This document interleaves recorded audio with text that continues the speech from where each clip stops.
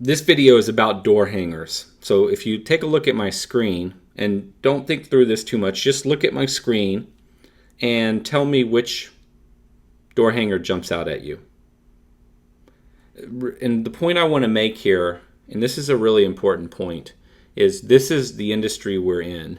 This is how every industry is. This is what the point I'm about to make is how I started in the business and why things didn't work for me. So if you look at this, doesn't every door hanger on here sort of look the same? There's one exception in my mind. There's a couple exceptions. I don't know what jumps out to you, but for me, there's really one exception on this page, and that exception is right here on the right. It's this white one with a lot of text. Otherwise, for the most part, just about every other door hanger on here looks just about the same. They're very comparable. They're all basically green. They may have a little bit of yellow, and they don't have many words, and they've got some picture related to lawn mowing, probably a dog, maybe a baby. I'm not knocking any of that stuff. I'm not saying a dog or a baby or green and yellow or whatever is bad. The point because I think I pretty much used all those things, except maybe a baby. My point is that everybody looks exactly the same, and that's the big problem. As you create your door hangers, as you create your direct mail pieces, your marketing pieces, the thing that you need to be really aware of is how do you stand out? So for example, the typical homeowner doesn't receive all of these door hangers in their mailbox at one time, where flipping through them, you just totally blend in. But if you think about what's going on to the door, if you're putting out door hangers, or if you think about what's arriving in the mailbox, how do you stand out? How do you get noticed in a stack of mail? How do you get noticed when there's 4 other door hangers on the door?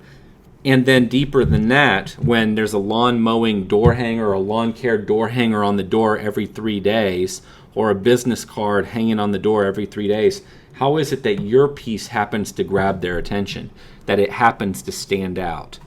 So I would encourage you that as you're designing your door hanger, as you're thinking about door hangers, go out to Google and do a search on door hangers and look at the images. And you might already do this to get ideas. The problem is that with that approach, which does not work, is you're copying other ideas that don't work. And this is kind of what got me into marketing in a big way back in 2005, 2006. When I started my business, I looked at all the example door hangers I was getting on my door, and I looked all over for ideas on putting together door hangers, and I had a designer create me something that looked really nice. But then I put out a lot of door hangers, sent out a lot of postcards, and it didn't really work that great. I got business, but it wasn't that great. I didn't get a great result. It was going to cost a lot of money to build the business that way. And so I started researching marketing, because I had experience selling and growing the business through sales, but not really through marketing. And so I started to study and learn marketing, got really interested in it. And the point there is that it's really key that I don't just look at these door hangers and copy what somebody else did, because most of this stuff does not work.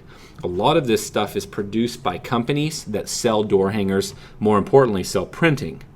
Have they tested it? Does it really work? Yeah, it might work a little bit, but does it work as good as it can? This stuff can work really, really well if done right. And copying what everybody else is doing won't work. So the takeaway on this video is, how do you look different? How do you stand out? This is a world that we have to stand out. And I think it's a combination, well, I know what it is, but it's a combination of words, selling and telling the client exactly what the value is that they'll get, exactly what is the problem, their fear, their frustration that you're solving. Give them a compelling offer, why they need to do business with you right now. Create risk reversal so that they don't have risk in doing business with you. And there's a bunch of other component parts to that. You have to have all of that wording. You've got to have the right message. You've got to tell the right story. You've got to convey all of that. But then you also do use imagery. If you think about Pinterest and you think about Facebook, that stuff is heavily driven off of imagery. And so there's an imagery element to this as well. And so whatever piece it is that you put together, think strongly about your imagery. Do you want, well, interestingly here, look, this house right here, that house right there, that house right there, I don't know, that's so close. It could be that house right there. This house right here. This one's different, but that house there, they're all very similar. There's a lawnmower that's used. It's like a red push mower that everybody uses. There's all these images that everybody's using the same stuff, and so you just kind of look like everybody else, and you don't stand out, and therefore the results are less effective, less exciting.